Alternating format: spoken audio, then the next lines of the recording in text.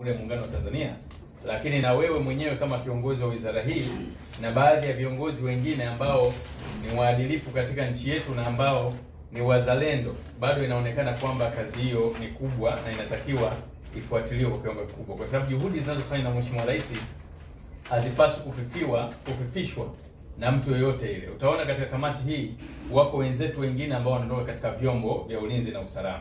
Kwa hiyo mchanyato huu wa kamati hii ambao uliiunda imesaidia kwa kiasi kikubwa kwamba wale baadhi ambao walikuwa wanataka kuhakikisha kwamba kazi nzuri inayofanywa na kamati haifiki mwisho, basi wenzetu ambao wanatokana na vyombo nao wamesaidia kwa kiasi kikubwa sana. Kwa hiyo inatufundisha kwamba mchakato wa jambo hili sio jambo ambalo ni jepesi kama linavyoangaliwa. Kwa hiyo ni jambo ambalo tunategemea Mheshimiwa Waziri, baada ya kupokea basi maelekezo yako, na baadaye tunaamini utapata nafasi ya kusoma taarifa hiyo ya siri ambayo imebainisha majina na wale wote ambao walikuwa wamepiga simu kwa kamati kuonyesha maslahi yao na kuonyesha kwamba kukinza jambo hili lisifanyike. Taarifa hiyo inakueleza kwa kina Mheshimiwa Waziri, na utaona hapo, na baadaye utaona wewe kwa nafasi yako kwa kadri itakavyoonekana nafaa kwako na kwa mamlaka ya juu utakavyoona nafaa kwa ajili ya kuitumia vizuri kamati hiyo.